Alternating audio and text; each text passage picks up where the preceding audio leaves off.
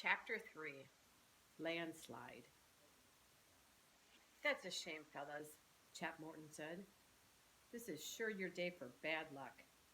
First, the eyepieces from your telescope are taken, and now the tools from your motorcycles. And all by the same person, I'm sure, remarked grimly. Some slick operator, whoever he is, Joe added gloomily.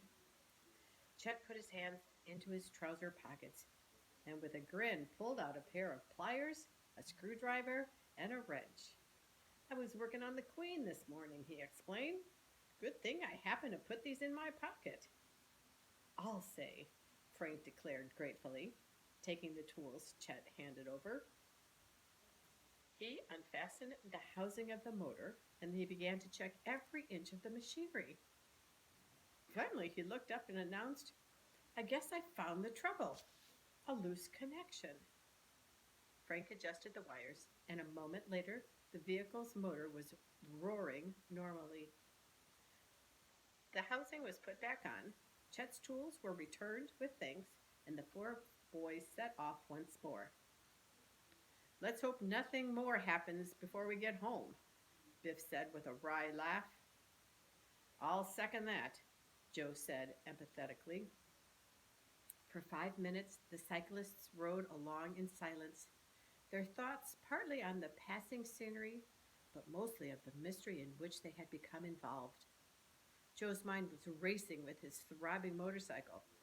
In a few minutes, he had far outdistanced his brother. Frank did not go any faster because of the telescope strapped onto his bars. Presently, Joe reached a spot in the road where it had been cut out of the hillside on the right. There was a sharp curve here. The motorcycle took it neatly, but he and Biff had scarcely reached the straightaway beyond when they heard a thunderous sound back of them. What's that? Joe cried. Biff turned to look over his shoulder. A landslide, he shouted. Rocks and dirt, loosened from recent heavy rains, were tumbling down the steep hillside at a terrific speed. Frank! Joe cried out in horror.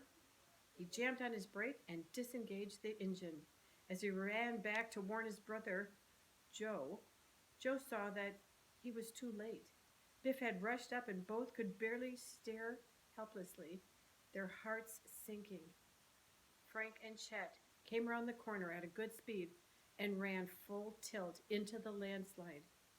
Its rumblings, the rumbling sound had been drowned out by the pounding surf and their own roaring motor.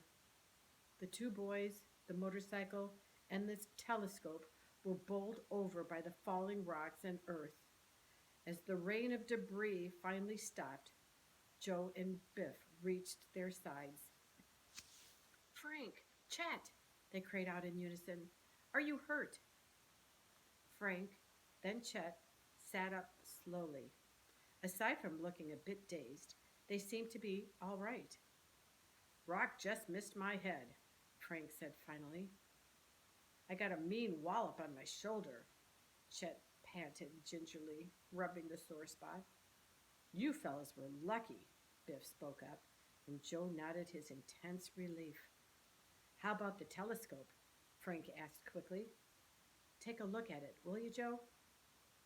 The battered carrying case, pushed out of the straps that held it in its place on the motorcycle, lay in the road, covered with stone and dirt. Joe opened the heavily lined box and carefully examined the telescope. It looks all right to me, he said in a relieved voice.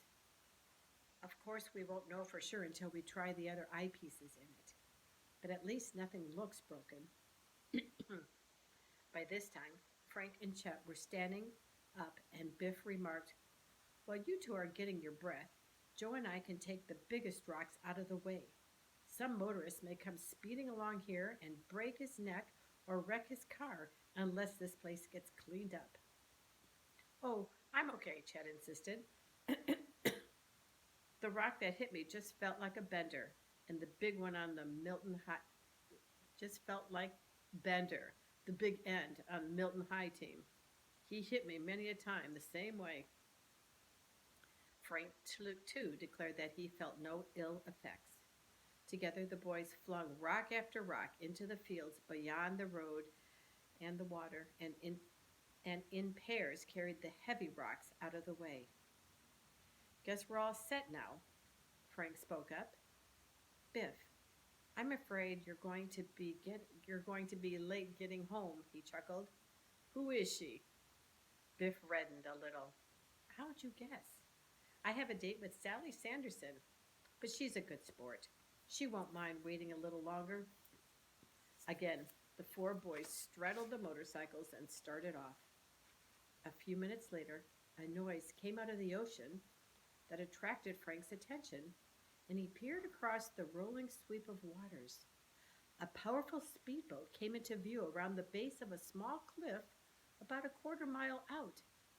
It was followed at a short distance by a similar but larger craft. Both boats were traveling at high speed. Looks like a race, Joe called out. Let's watch it. The Hardys ran their motorcycles behind a clump of trees and stopped, then walked down to the shoreline. The boats did not appear to be having a friendly speed contest, however. The first boat was zigzagging in a peculiar manner, and the pursuing craft was rapidly overtaking it. See? The second boat is trying to stop the other one, Frank exclaimed. It sure is. Wonder what's up, said Joe tensely. I wish that telescope was working. Can any of you see? Can any of you fellas make out the names on the boats? No, the others chorused. The two men standing in the bow of the pursuing craft were waving their arms frantically. The first boat turned as if it was about to head toward the shore. Then apparently the helmsman changed his mind, for at once the nose of his boat was pointed out to the ocean again. But the moment of hesitation had given the pursuers the chance they needed. Swiftly the gap between the racing crafts grew smaller and smaller until the boats were running side by side. They were so close together that a collision seemed imminent. They'll all be killed if they aren't careful, Frank muttered as he watched intently.